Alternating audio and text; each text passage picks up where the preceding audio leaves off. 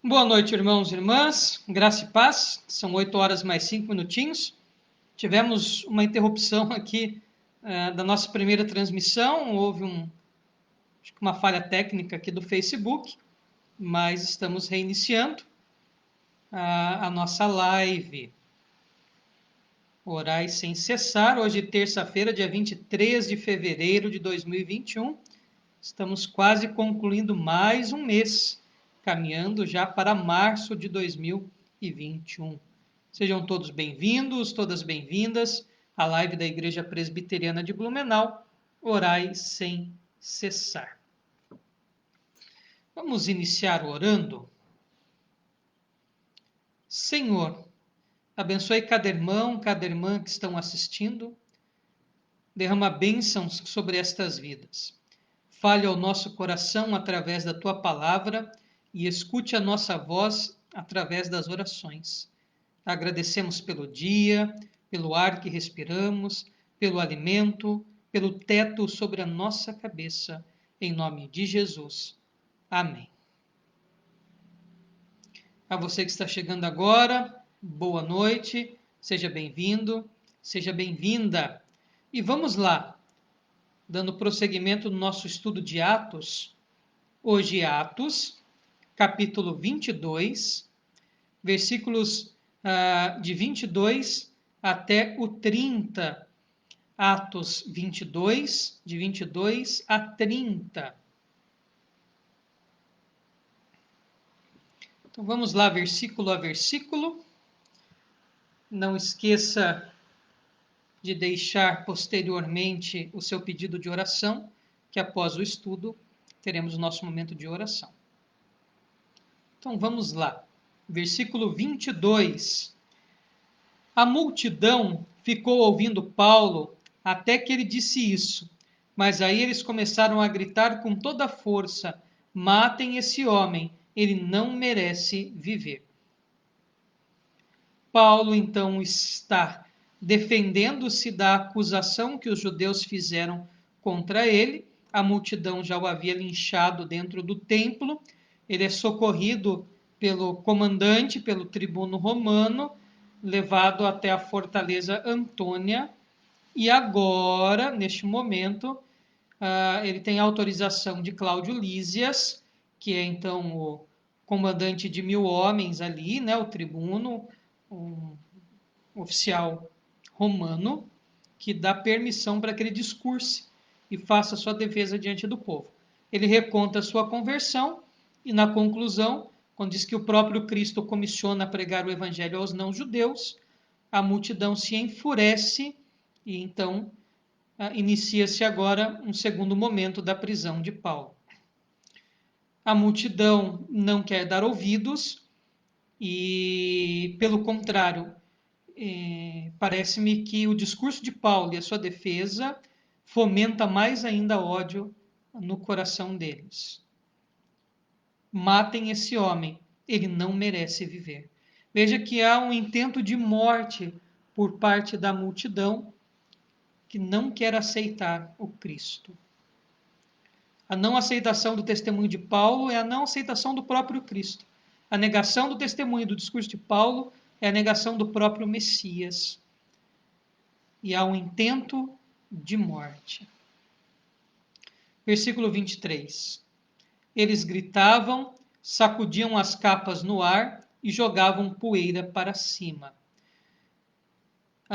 Esta atitude deles não tem a ver com tumulto. Isso de jogar a capa, sacudir a capa, jogar poeira para cima, era um ato público quando eles estavam diante de alguém que blasfemou contra Deus. Então, basicamente, para eles, o discurso de Paulo e a atitude de Paulo tinha sido uma blasfêmia.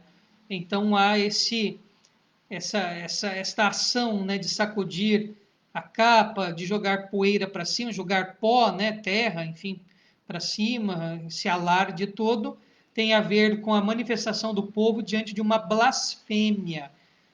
Vamos lembrar que no julgamento de Jesus, o sumo sacerdote o condena por blasfêmia. A condenação que o Sinédrio dá a Jesus é que ele é filho de Deus.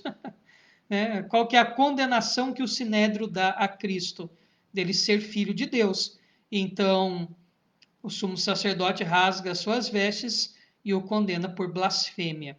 Então, basicamente, o que nós vemos aqui nesta atitude da multidão é que eles entendiam que Paulo estava blasfemando.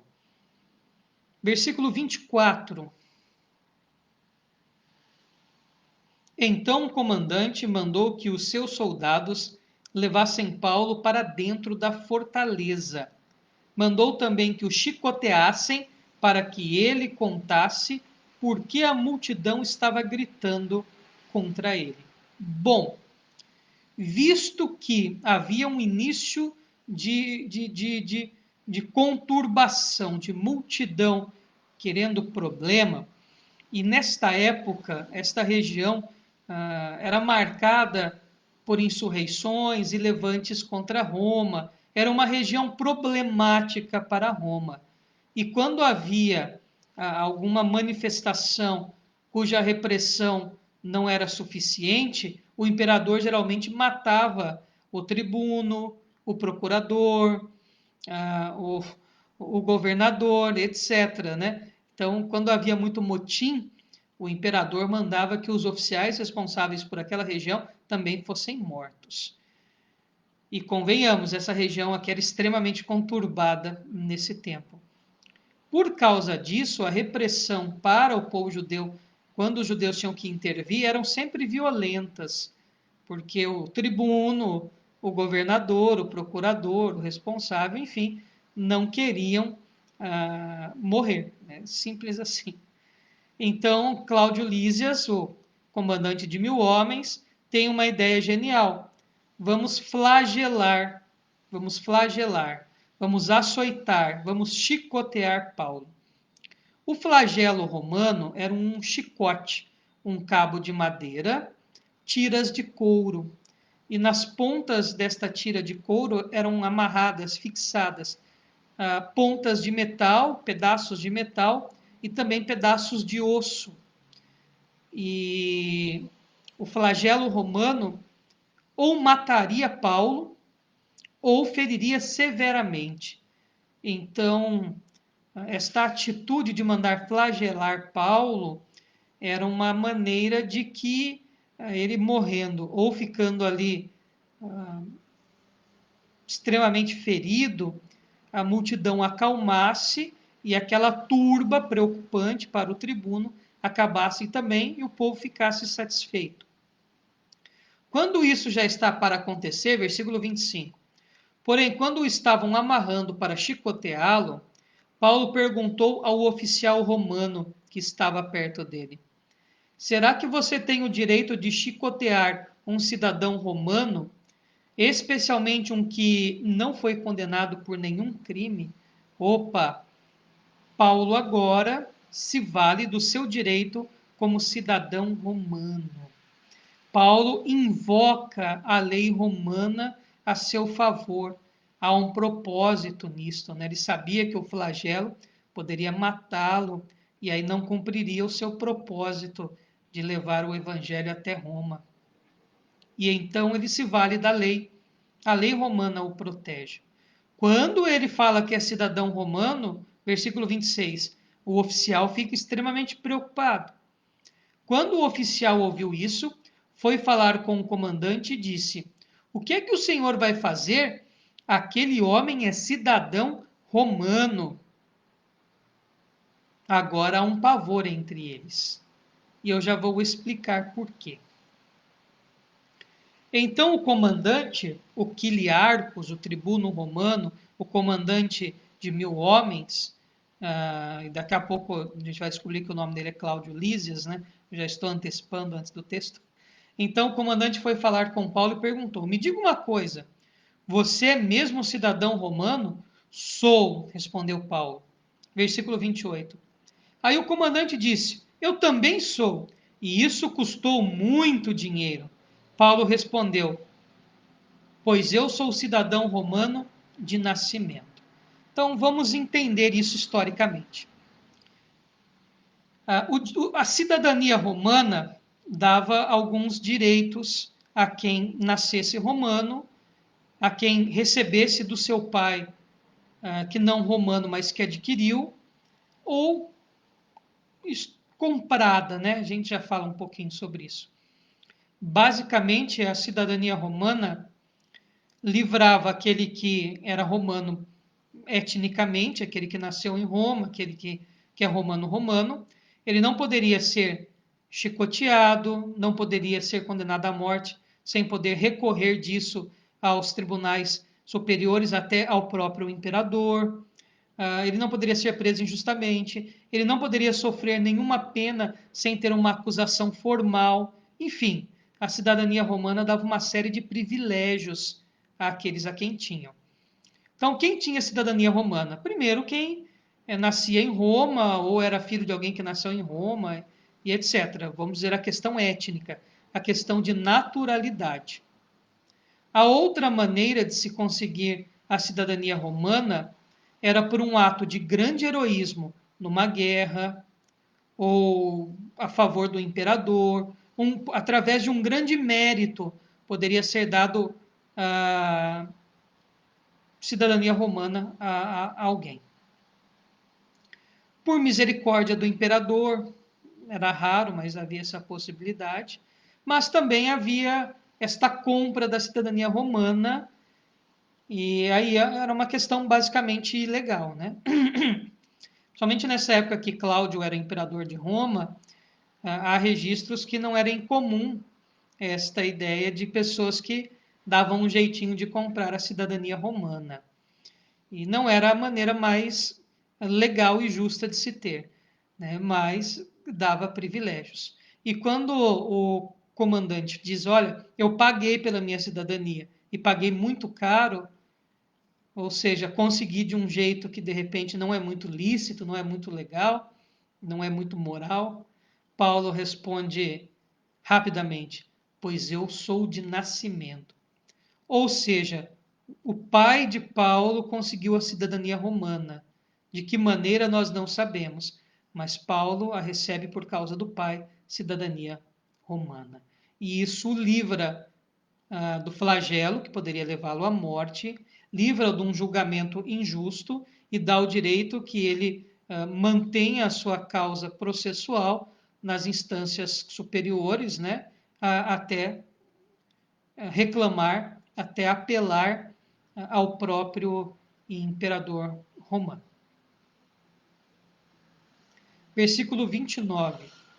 Imediatamente os homens que iam chicoteá-lo recuaram, e o próprio comandante ficou com medo ao saber que Paulo era cidadão romano e ele tinha mandado amarrá-lo.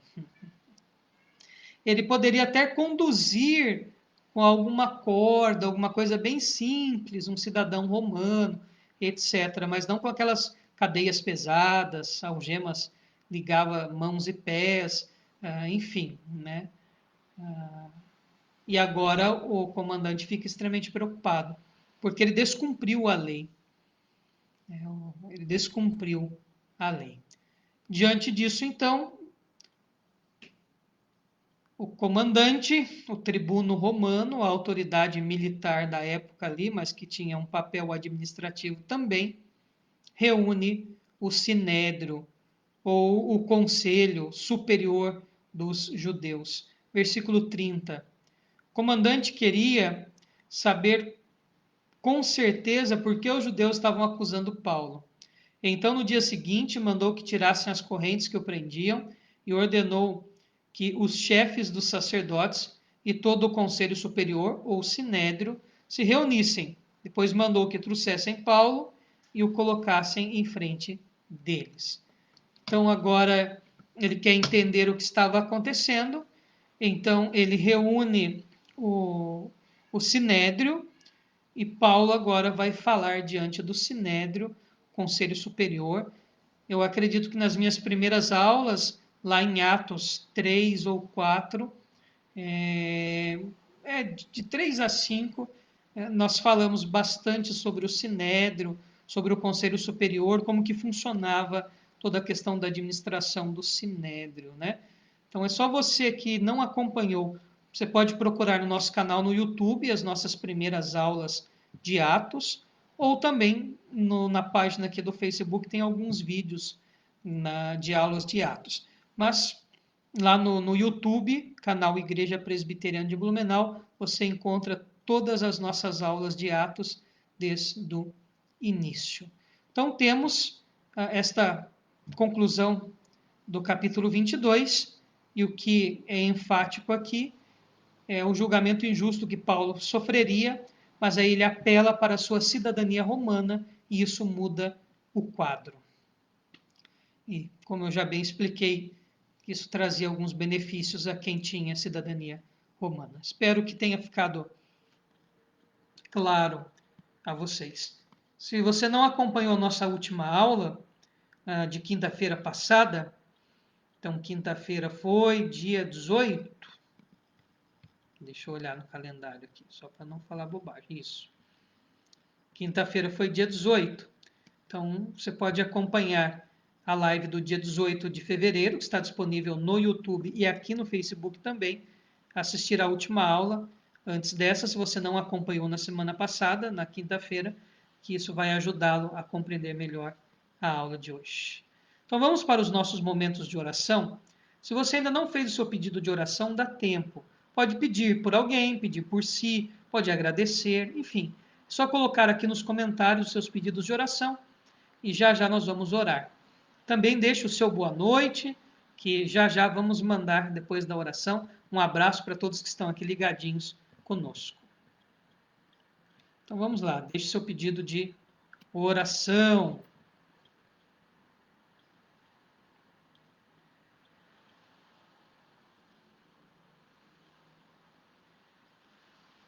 Aqui temos um pedido, na verdade um agradecimento da dona Carmen. Diz assim: agradecemos porque estamos melhor, pedimos por amigos que estão passando pela pandemia, que sejam curados também, pede pelas igrejas no Chile, pela família e pelos irmãos do Brasil. Nossa irmã Carmen Vega e o seu Omar que estão assistindo, então agradecem pela recuperação e pedem por todos que estão passando por este problema de Covid, de pandemia, etc., né? Pelas igrejas do Brasil, do Chile, enfim.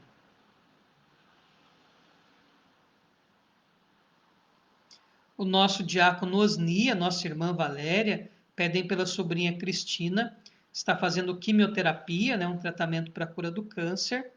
Também pede por todos que estão doentes. Vamos orar.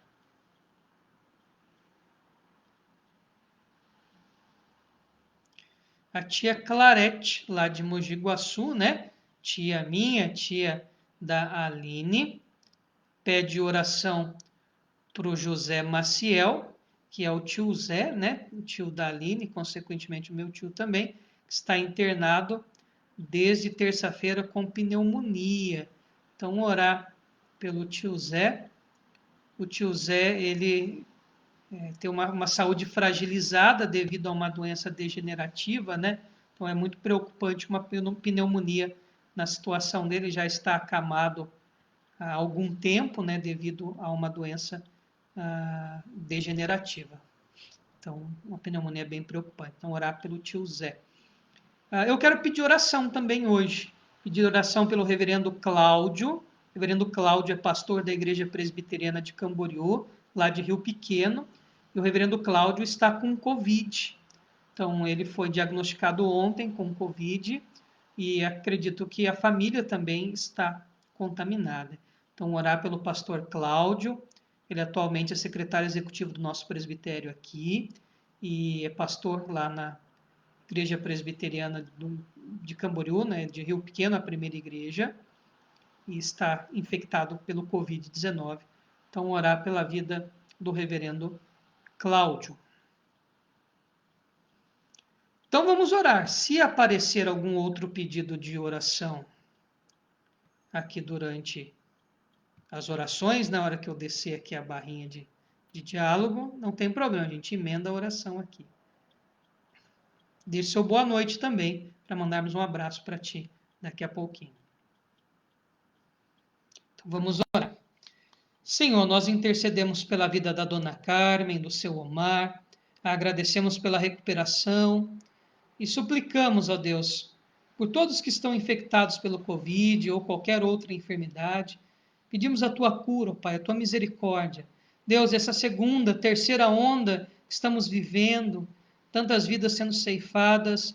Hoje em Blumenau, 4 pessoas foram a óbito, ó Deus, por conta do Covid. Tenha misericórdia da nossa cidade, da nossa nação, do mundo, ó Deus.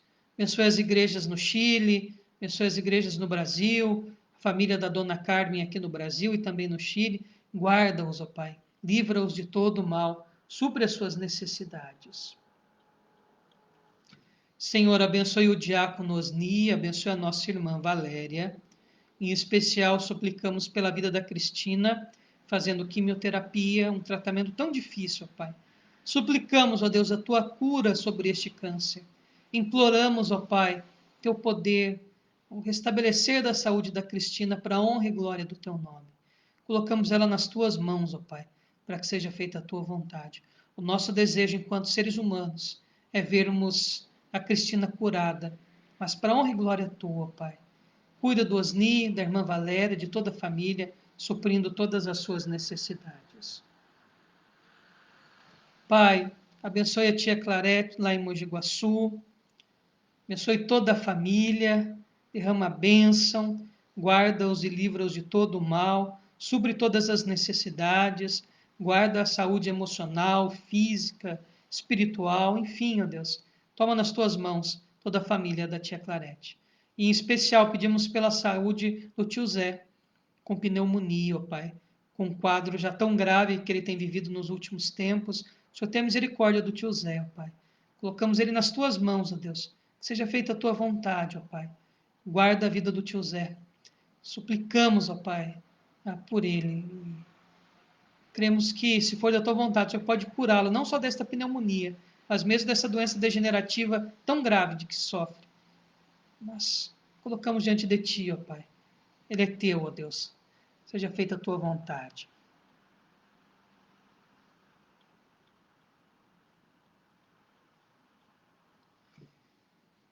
Senhor, nós pedimos pela cidade de Xanxerê, pela família do diácono Paulo Paim, a Rosane, toda a família, ó Pai, guarda-os, livra-os de todo mal, abençoe-os. E Deus, tenha misericórdia de Xanxerê. Está em colapso de saúde, um hospital sem vagas, pessoas indo a óbito por falta de atendimento em UTI. Pai eterno, tenha misericórdia do oeste catarinense. Senhor, que o teu grande amor, a tua infinita graça, Deus, esteja sobre Xanxerê, sobre os irmãos da Igreja Presbiteriana de Xanxerê. Livra-os desta infecção, ó Pai, do coronavírus. Guarda a saúde deles, ó Deus. Abençoe aquela igreja que é tão amada por Ti, ó Pai. E, de maneira especial, cuida do Paulo Paim, cuida da Rosane, cuida do Gabriel, cuida de toda esta família, ó Deus. Derrama a bênção sobre eles. Pai, nós colocamos tudo isso diante de Ti, ó Deus. Pedimos pela saúde do esposo da Ilziliane, colocamos ele nas Tuas mãos, Pai eterno, suplicando cura, suplicando restauração sobre esta vida. Deus, toma todos os irmãos e irmãs que estão assistindo nas Tuas mãos, seus familiares, o Senhor conhece as suas necessidades, que o Senhor supras, segundo a Tua boa vontade. Pedimos, imploramos, em nome de Jesus Cristo. Amém.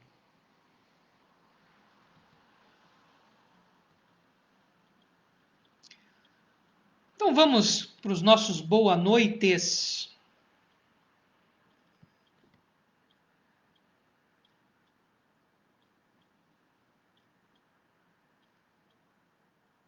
Vamos lá.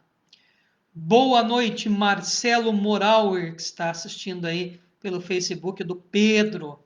Mande um abraço para o Pedro também, viu, Marcelo? Deus lhes abençoe, uma alegria tê-lo aqui conosco. Boa noite, Diácono Osni. Boa noite, irmã Valéria. Deus lhes abençoe muito, um grande abraço.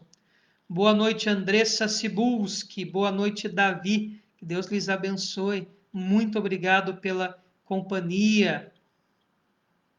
Boa noite, Dona Carmen. Boa noite, seu Omar. Que Deus lhes abençoe. Boa noite, Gilberto Pagliarim. Boa noite, Dona Marlene. Um grande abraço. Deus lhes abençoe. Boa noite, tia Clarete. Estamos com saudades da senhora. Deus lhe abençoe. Manda abraço para a Pri, para o Dudu, para a Daia, para o André, para o Andrezinho, para a Laura, né? Para toda a família aí. Que Deus abençoe muito. Boa noite, Lígia Soares. Que Deus lhe abençoe. Muito obrigado pela companhia. Deus abençoe a senhora. Deus abençoe o seu Sérgio, né? Cuide da família de vocês. Muito obrigado pela companhia. Boa noite, Marlon, nosso amigo lá de Xanxerê. Deus lhe abençoe, Marlon. Um abração para ti, para a Veridiana. Saudades também de vocês. Pensa num homem que toca um violão e canta bonito. Canta bonito e toca muito bem.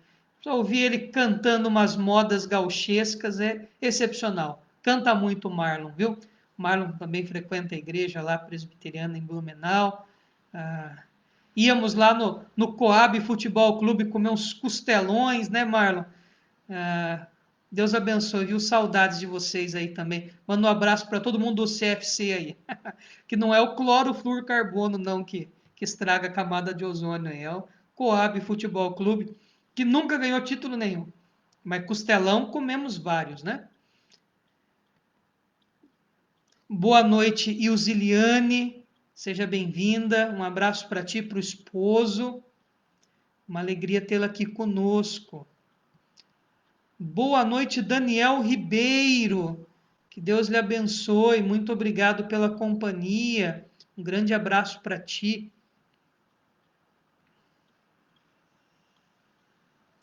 Boa noite, Letícia. Boa noite, presbítero Ricardo. Que Deus lhes abençoe. Um grande abraço. Boa noite, Paulo Paim. Boa noite, Rosane. Também os nossos irmãos lá de Xanxerê. O Paim é diácono lá na Igreja Presbiteriana de Xanxerê. São Paulino, sofredor igual eu mesmo, né? Um abraço, viu, Paim? Um abraço, Rosane. Saudades. Opa, e tem hoje um abraço internacional. Então, um abraço para o Daniel. Eu não sei se fala Vilches ou Vilques, né? Não entendo muito de espanhol, de castelhano. Então, um abraço para o Daniel, lá do Chile, que está assistindo a nossa live, ó, internacional. E quando acabar essa pandemia, nós vamos lá no Chile com a dona Carmen, com o seu Omar, e ela vai nos levar lá nos lugares bonitos, turísticos do Chile, se Deus quiser, né, dona Carmen? Logo essa pandemia vai acabar, nós vamos passear lá no Chile. A nossa irmã Ilziliane, membro da Igreja Presbiteriana Independente lá de Antonina, no Paraná, a IPI. A alegria. Eu era da Igreja Presbiteriana Independente, mas acabei virando pastor da Igreja Presbiteriana do Brasil. Mas tenho as minhas raízes lá na IPI também. Tá? Um abraço, Ilziliane. Deus lhe abençoe. Mande um abraço para todo mundo da IPI de Antonina. Boa noite, Claudete Bittencourt, nossa irmã de Itapema. Que alegria tê-la aqui conosco. Um abração para todos e para todas aí em Itapema. Isso aí, são os nominhos que apareceram aqui para mim. Caso você esteja assistindo e não tenha aparecido o seu comentário, caso tenha curtido e não tenha comentado, que Deus lhe abençoe. Muito obrigado pela sua companhia. Lembrando que amanhã, às 19h30, nós temos o nosso culto de oração presencial aqui na Igreja Presbiteriana de Blumenau. Então, amanhã, às 19h30, na igreja presencial, o nosso culto de oração. E na quinta-feira, a nossa live Orai Sem Cessar, dando continuidade ao estudo em Atos. Então vamos nos despedir com a bênção do Senhor. Irmãos e irmãs, que a graça do nosso Senhor e Salvador Jesus Cristo, o amor, a bênção de Deus, o Eterno Pai, a comunhão e a consolação do Santo Espírito esteja com todo o povo de Deus aqui presente e espalhado sobre a face da terra, não só hoje, mas para todo sempre. Amém. Então, boa noite a todos e a todas. Obrigado pela companhia. Até amanhã presencialmente e até quinta-feira online.